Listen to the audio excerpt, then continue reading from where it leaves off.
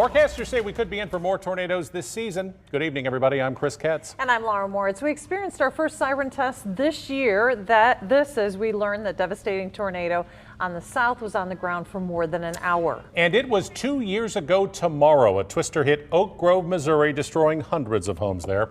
KMBC 9's William Joy has a tornado survivor's message for you tonight.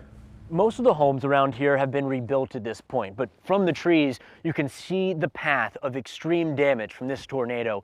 People I spoke with today said there are lessons to be learned from this storm that could save lives. We were watching the news. A lot of power flashes. I said, we got to get downstairs. It only took moments I just covered my head up and prayed about it. for Kathy Williams' home to be torn apart. Thought, well, I think it's going to be our time. I did. I really did. Her whole neighborhood was leveled. You have no control.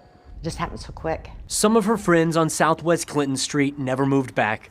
The home she sees from her front porch still being rebuilt. It's been a long haul. There were hundreds of lost homes, not a single lost life. It looked like a bomb just exploded this whole neighborhood. We were so lucky. I can't even imagine how we didn't hurt more people with that storm than we did. Battalion Chief Cam Cathy calls the tornado a reminder to have a plan. Things change so rapidly.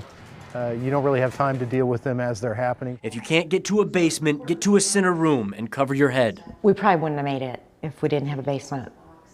There was so much glass in here that we would have been probably cut to pieces. The shattered trees and fear haven't left. Something I hope I never, ever have to go through again, ever. But Williams has her life, a rebuilt home, and a new welcome mat. Nothing like home sweet home. Tornado sirens may not be loud enough to hear inside your home, so find a way to get that warning, whether it's on the radio, on TV, or on your phone, and as soon as you get it, act immediately. In Oak Grove, William Joy, KMBC 9 News. Williams said that she didn't have a flashlight when the storm hit. It is why her safety kit now has one, along with a blanket, shoes for broken glass, and water.